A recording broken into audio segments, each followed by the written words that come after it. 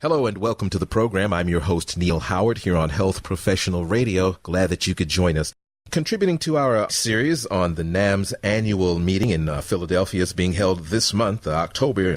Our guest today is Dr. Nowakowski, Sara Nowakowski. She's talking with us today concerning her presentation at this annual meeting. Welcome to the program, Doctor. How are you?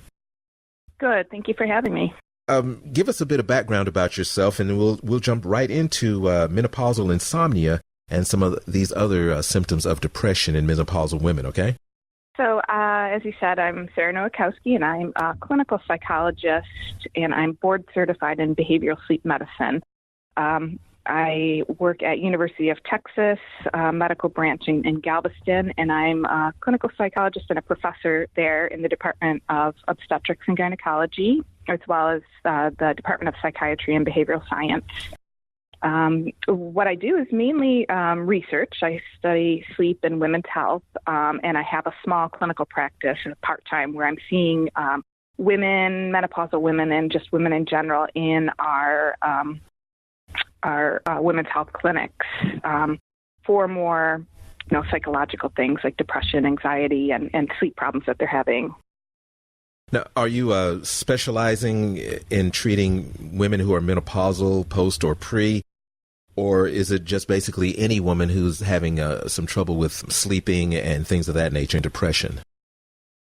In my clinical practice, I do see all sorts, whoever would be typically coming in to see their obstetrician or gynecologist. So I get referrals for, a host of things, but my main interest and kind of clinical specialty is menopause as well as my research.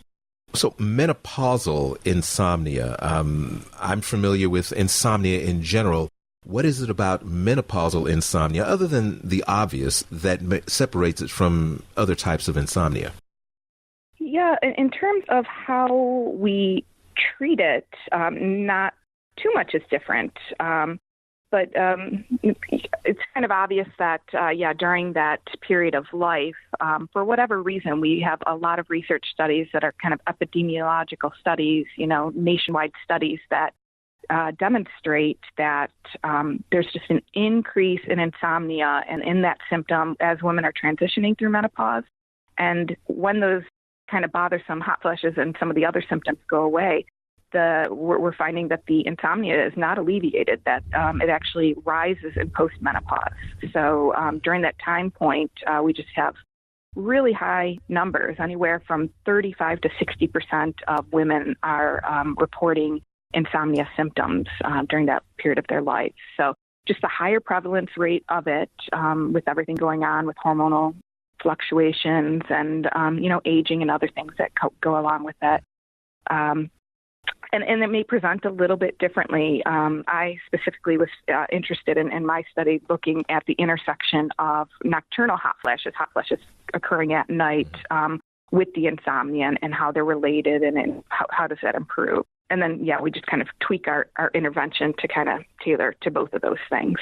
As far as the hot flashes and the insomnia being related, are we talking about being asleep and awakened due to hot flashes, or being awake due to insomnia and having hot flashes that are increased in frequency? Is it that type of relation, or is there some other type of connection? That is an awesome question, actually, very astute. And that's kind of a $10,000 question in the field. There's some controversy over that. Some women can have hot flashes, nighttime hot flashes, and sleep through and not have any insomnia, where some are really bothered by it. I tend to label it kind of hot flash associated, so it doesn't have to matter if it's coming before, during, or after the awakening. So I measure kind of physiologically the hot flash at night, and then we're measuring sleep on top of that. And I can look to see how closely a hot flash is occurring to awakenings. And is it happening before that hot flash, during that hot flash, or after, or maybe not at all, and kind of studying that. So at this point, we're just kind of saying hot flash associated, because you're correct. People kind of same with urination, right? Are you waking up because you have to go to the bathroom, or are you waking up for some other reason and you realize you have to go? So the same thing is kind of true for hot flashes as well. So what types of treatment options are available to deal with some of these conditions? So I must admit I'm a little biased because I'm board certified in behavioral sleep medicine, but I'm happy to report that we have over 30 years of data, of efficacy data, showing that cognitive behavioral therapy for insomnia works. It works well. It works well in menopausal women, in women with cancer, and women with chronic pain. So we know it just can improve people. Probably 8 out of 10 people will benefit from, this just a behavioral approach. And this past year, the American College of Physicians, the ACP, agreed with us and made it their statement that it's the first line of treatment should be used as CBTI. Beyond that, because there's not a lot of trained providers at this point, there are other things people can do. Typically, if you go to your primary care and complain about sleep problems, or your gynecologist for that matter, oftentimes they will prescribe a medication like Zolpidem, which is Ambien or something like that, like a sedative hypnotic. Those are okay, but they're not really meant for long term. And so that's where we run into this kind of problem. So in my talk that I'm giving, I'm actually going to give a plug to, there are online automated CBTI programs, and those for, you pay a fee, probably similar to what you would pay co-pays to see myself in person, and there's data to support. There's been research studies to support that. They are effective. They're not as effective as meeting individually face-to-face, but they're pretty effective. So for some people, I'd actually encourage going online and finding these automated online programs and trying that out. So it's a kind of a do-it-yourself treatment, cognitive behavioral therapy. And while not as effective, I understand that.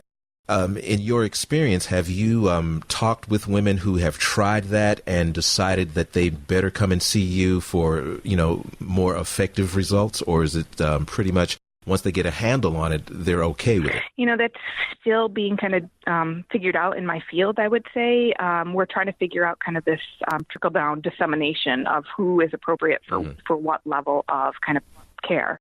And so I think there is a group that maybe hasn't had it that long, and they could benefit, and they're good at kind of self-advocacy and self-help, and that might be better for them, that they can be accountable and kind of learn these things, with guidance through this automated program, but it would really kind of resonate with them. People could try it. People that might have more problems are people that say, I help a lot of people that are on Ambien or medications, and I help them come up with a tapering program to get them off the medication. Those people are usually a little bit more complicated because I need a little bit more time for hand-holding and to get them to build up that confidence, to get them off other medications that they may have been on for years.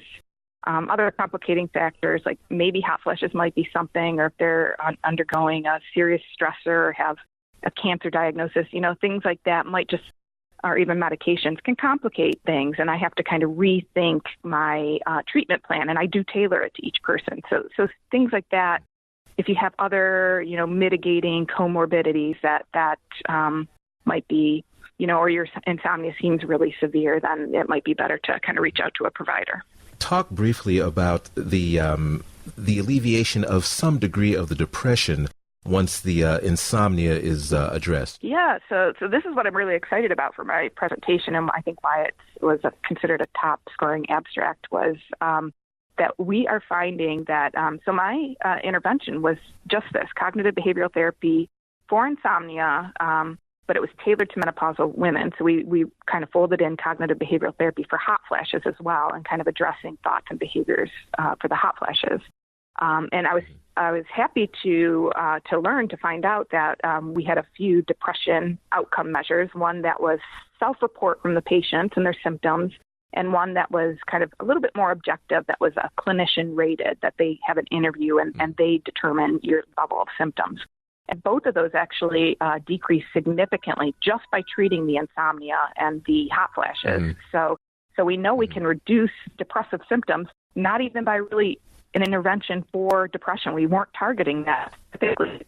Insomnia, we're improving mood, which, could make sense that if you're sleeping better, it probably does kind of help your mood, and then you can start to kind of do more things during the day. And it has.